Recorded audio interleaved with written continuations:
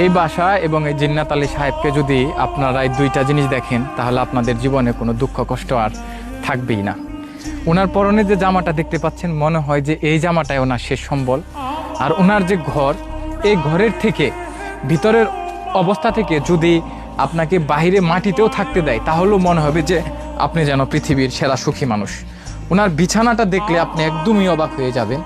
দেখেন বিছানার অবস্থা কি, কোথা থেকে কত বছর আগে এই তুষকটা চেয়ে আনছিল সেটা বলতে পারবো না। আর এই দেখেন কিছু পুরনো জামা কাপড় কে দিয়েছে, কোথা থেকে পেয়েছে জানি না।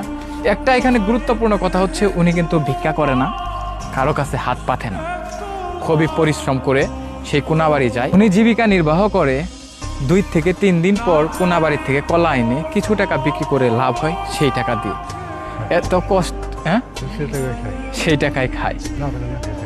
আরে না পেলে না খেয়ে থাকে, দেখছেন।